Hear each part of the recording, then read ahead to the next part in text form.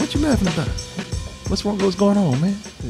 Wait, What are you on? yeah, what's going on? Nitpicking everything we do. Yeah, you won't go get the show going because you look over and see what expression we have. I'm just concerned, brother. That's all. I'm just having a good time, man. Keep on having a good time. I want to You ruined it. Yeah, we're ready to have some fun. Why you acting like that? Why you talking like that? Why you laughing? Why you smiling? What the fuck is so funny, Mark? Why don't you do your job?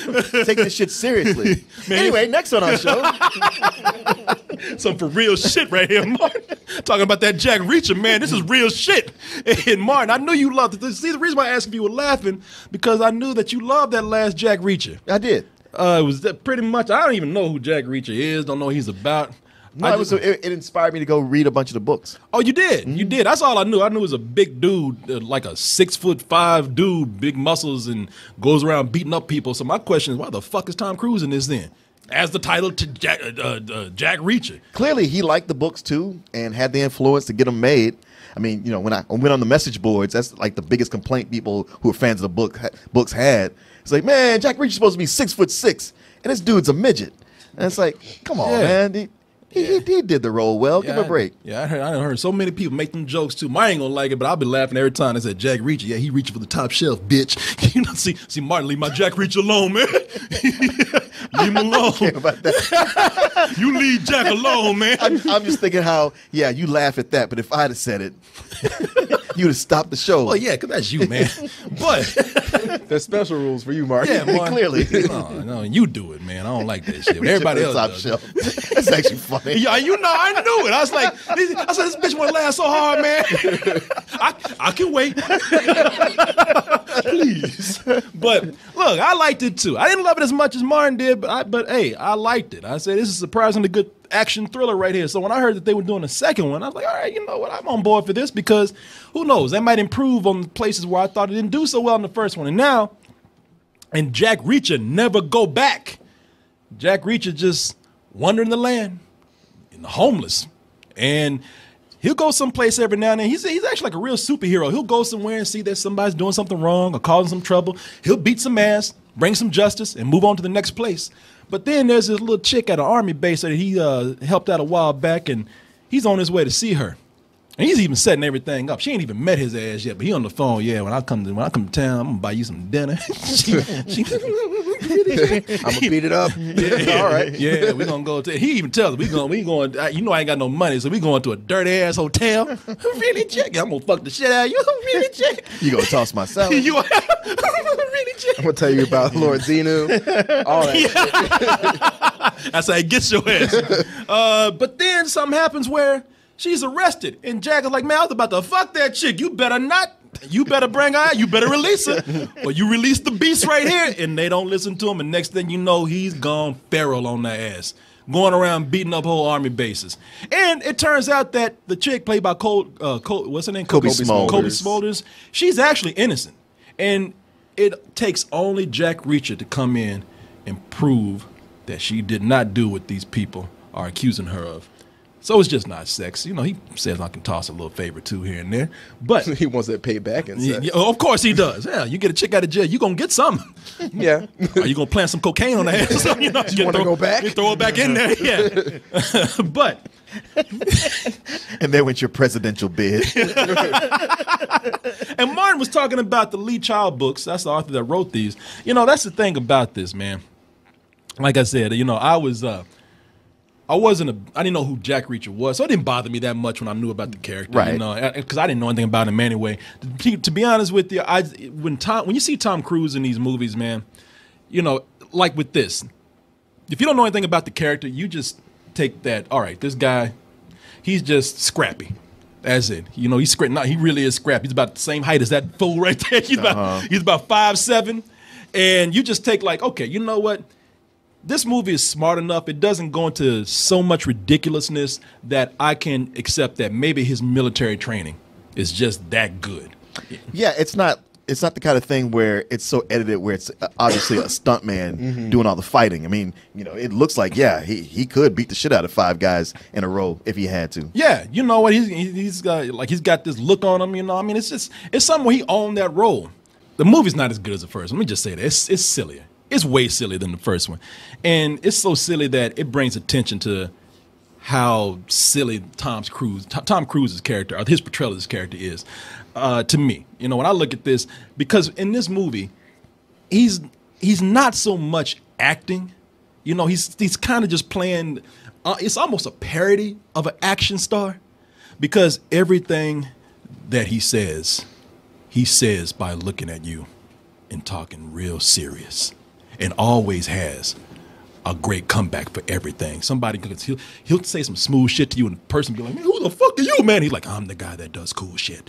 You know what I'm saying? You know? Not lying. And this is the beginning of the movie that they set this up, and it's just, it really just, it's almost laughable. Who the hell are you? The guy you didn't count on.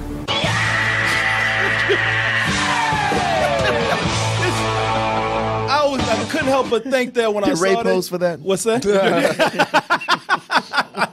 You know what? You look at that and you expecting that all the time, because that's how he always has the last word. Yeah. It's almost like he's playing out some tough guy fantasy, Tom Cruise, with this. Because Tom Cruise, this is something that when I'm watching him play that role, I've seen him be great. Like, this is kind of, I know there's no small parts with actors, but that's kind of beneath you, man, these lines they got you saying. What also got to me, what brings out the silliness of this movie, is that Tom Cruise can do anything. Tom Cruise can break into anything. Tom Cruise can convince people of anything. And it's not because he's actually that smart. It's because the world that he's in is just that dumb. You know, it's a fucking dumb world that he's in, because he will go into places. He'll go into places and people they make it easy for him. Like he breaks into a military. No, actually, he's already in the military prison, and he gets out not because of his skills, but because people leave their keys behind. People leave their credit cards and wallets. People leave doors open. People who saw him going to prison just saw him walk in. They see him walking out, and they're like, "Good day, Mr. Reacher." You know, don't ask no questions. And now that he's broken out, he even breaks back in to break out Kobe Smulders. And when he does that, these people right here, you know, because he's already in there. Yeah. He goes back in, and the thing with her is that everybody on this base, they can't fight. They ain't, you know, because she's with him, all of a sudden together, that goddamn Black Widow and Captain America, they might as well be superheroes. They can beat up the whole fucking base if they want to. I left explicit orders for you to stay away. Orders? You ordered me? Yes, I knew you'd do something like this. Don't make me regret it. Man, I have time for all that shit, but can you feel all that time they're making for that sexual tension right there? I mean, it's so obvious, the shit that they setting up right here. And you know what? And these henchmen that they got, that's another reason why he can do so much shit in this movie, because they got these henchmen at a fucking discount, man. These are some Dollar General ass henchmen right here. Well, you have to at this point, because people like the Joker and Lex Luthor have killed off all the best talent. No, man, these dudes right here, they're so obvious. That's what's they're so obviously big bad dudes guys. in suits with dark glasses on. Yeah, that's the thing about them. That's they made that written down. They are so obvious. Their villainy is out there for people to see. Yeah. Like, one of them is bald and got shades on. He's watched too many James Bond movies. The other one, when he got the job of henchman, he went straight to the salon and got himself the worst blonde dye job. I mean, use all the hydrogen peroxide in the world. Fuck my shit up. Looking like Duke Nukem and shit over there. Burn me. And the funny thing about him is that they're so busy playing henchmen, not doing henchmen, playing henchmen, looking at each other's dress, you know, how they're dressed and shit, like being like they're Halloween characters and shit. Tom Cruise is sitting in an IHOP eating pancakes in broad daylight, and they can't. It takes a second for them to lose him. You're supposed to be watching him. What do you think about eyes in the back of my head? How's it going? Fuck you! Throw him back. I don't like being followed. Do you notice that there's a gun in the back seat of that car? That henchman can shoot his ass at any moment. Then he can't interrupt his cool walk. Don't you dare. No, yeah. He's like, you know the rules. Your walk is just too cool, mate. Dude, it really is the funniest part of the movie. These goons that they got, because they just bring in two more and they keep fucking up. Don't get them up in the air.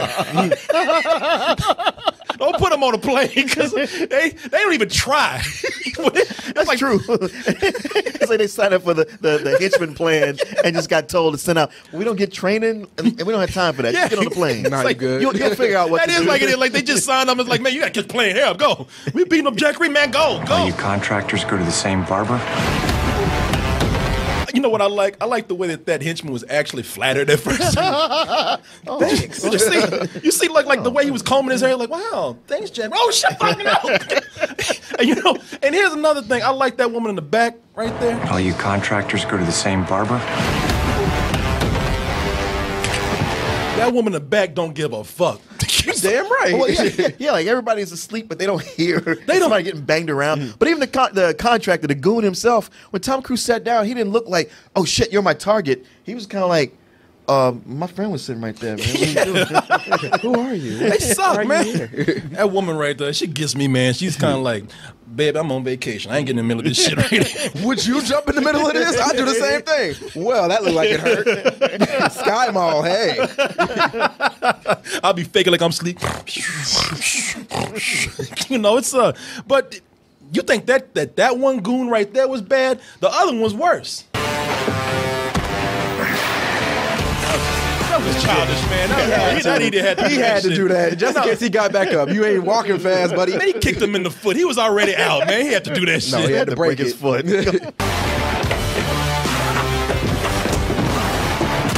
You see how slow that fool was? It's like they put them on a plane but didn't tell them what Jack Reacher looked like. These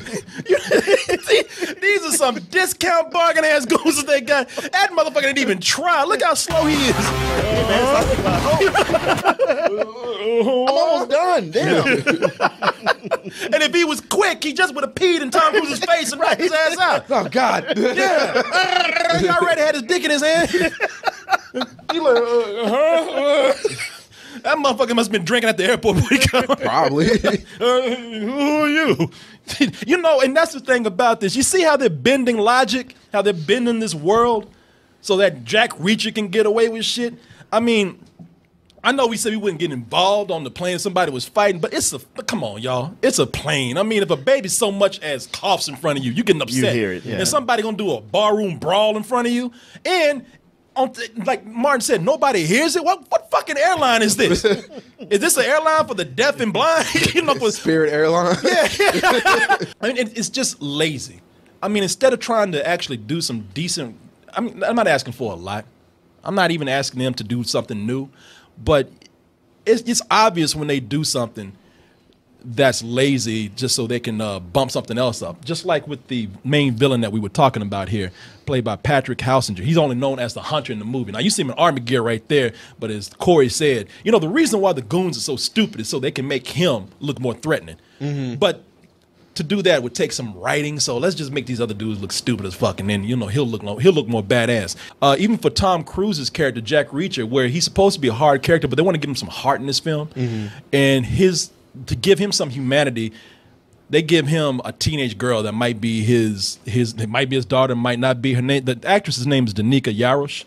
I think she was on Heroes, the second season of Heroes, or second season of Heroes, man. Come on. I know, yeah. Anybody who watched it flushed it from their memory. Yeah, exactly. Didn't they do a new Heroes or something? Yes. That's Heroes what. Which was weird because everybody hated Heroes by the time it ended, and they're like, "Hey, look, we brought back your old favorite." I'm like, "No, you didn't." Yeah, they were like, "No, you gon' like this shit. We're gonna keep putting it out there until you do like it." Right.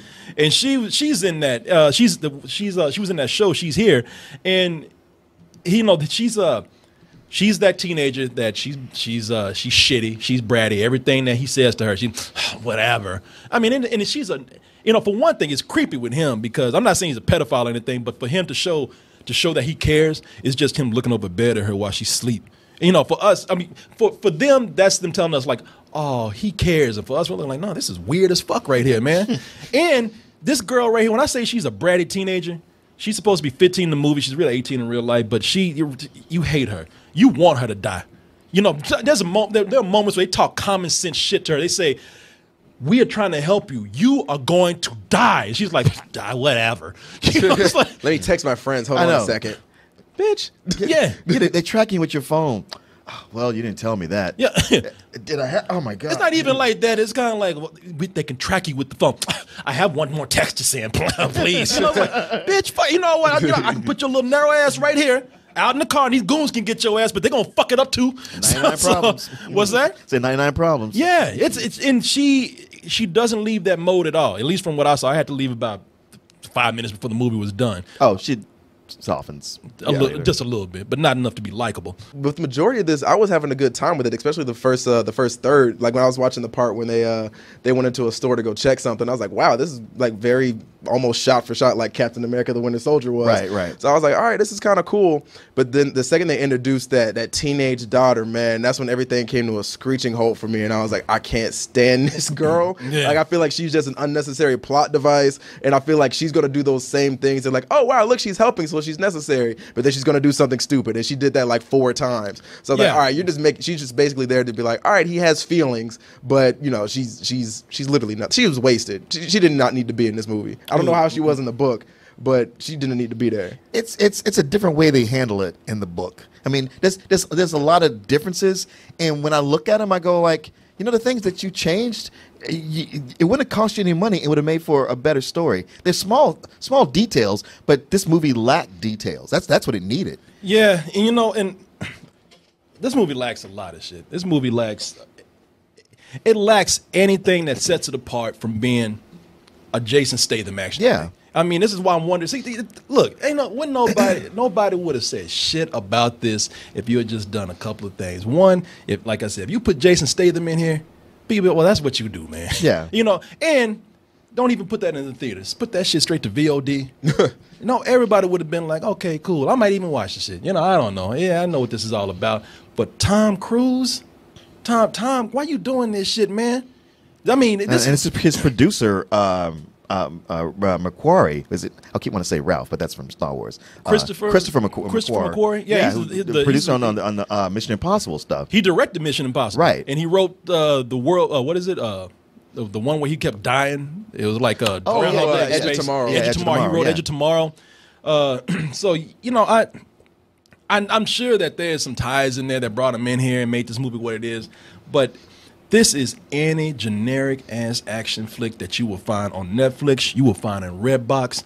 Jason Statham would probably even look at this shit and be like, "No, man, this thing ain't nothing in here for me." Mm-hmm. You know, what I mean, it's very much a movie he would have made. Yeah, it's baffling how flat this movie is, and yet they got an A-list actor like Tom Cruise to be in here. Like I was saying, either Scientology really did make him do this shit for some reason, or he's acting out some sort of tough guy fantasy with this. Well, you saw how many times his name popped up in the credits. He making money off this. His producer / writer / you're like, Jesus Christ. I guess, and but I wonder how this is going to start to perform once people kind of see that this is not anything different than what they can rent at offline. If you are on Netflix and you're just browsing from poster to poster, and his face pops up and somehow he fools you into watching this bullshit, you know, you're going to be there and you're going to be like, all right, you know what? I'm at home. I watched half of this. Maybe I'll just even watch the whole thing. I don't feel like I really lost my time with it, but it's not that good either, which is why I would come around to giving this a rental. You know, and it's a low rental. I mean, I was watching this and I was like, man, this is bad for anybody, but it's an extra level of bad because they got this boy to be in this movie. Man, you mentioned Tom Cruise 17 times just then. Well, let me put it in there at 18 times. Fuck Tom Cruise. He shouldn't be doing this kind of shit. Because you know what? People, it's all a selling point. The studios know what they're doing. That's why I feel like it's almost like that, because they put him in here and they say, you know what? Since we have him in the movie, we don't even have to try that hard with this. I think he really wants to take off with this character and make a franchise. Tom Cruise. Tom Cruise really wants to be this shit. Yeah. The studio is where they just it's just like he hooked up with the studio, and maybe he was in part of a deal like, hey, if I do this, I want to make another Jack Reacher movie, and the resources just aren't, you know, they have it so much of it in New Orleans, which tells you like, hey, it's cheap to shoot there. Let's move the movie there. I mean, there's so many things where it's on the edge of being what it should be, but the writing is just what kills it ultimately, and it's like nobody knew how to have this pop like it should, and it's too bad because scene after scene after scene. I mean, like that opening scene with him with the sheriff in the diner, like that set the tone for the like, all right, well, this is a very Jack Reacher-ish scene, but nothing else felt like that. And what you brought up is very true. They make him a badass by making everybody else so incompetent. And they don't really explain how he has the knowledge that he has. Like, yeah, if you read the books, you don't understand why he knows so much. But just a casual viewer, you're like, all right, just generic super action guy. I do agree it's a rental. It just doesn't have the things that would even elevate it to that matinee status, which sucks. Yeah. Okay. One of the things I really liked about this is, and this is something they rarely do with things like Jason Bourne and in any other Jason Statham movie, is they actually show him get like hurt.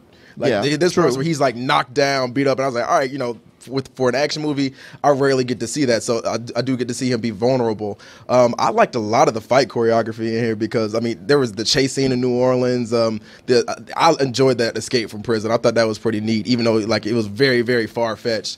You two are both right 100% about the writing being just like flat and not being, I guess, even any. I remember with the last movie, the writing was a little bit intelligent, but this one is just stupid.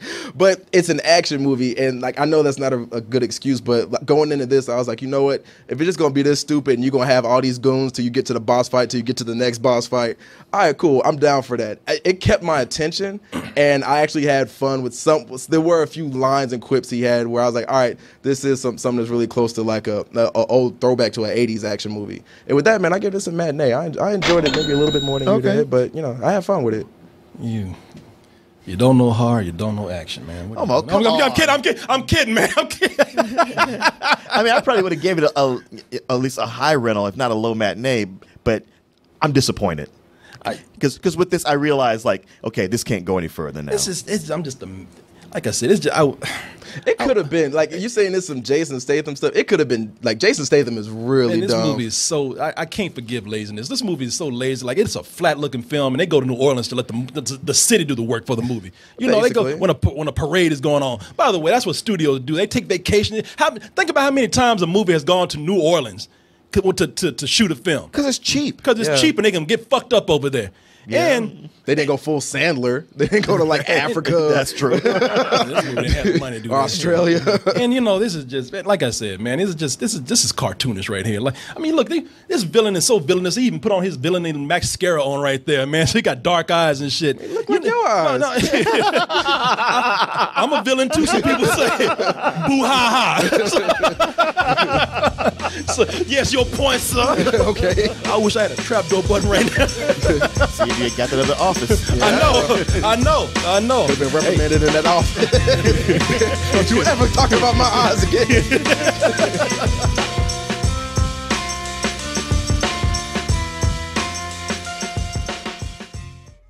Gamefly brings to your house, to you, over 8,000 new releases and classics that are available to rent, or you can buy them for almost every system out there, current and some old systems. Like I said, man, I've been trying to put my GameCube back to work for years. Gamefly's giving me an excuse to do that. And you could even try 30 days for free by typing in gameflyoffer.com/double toasted.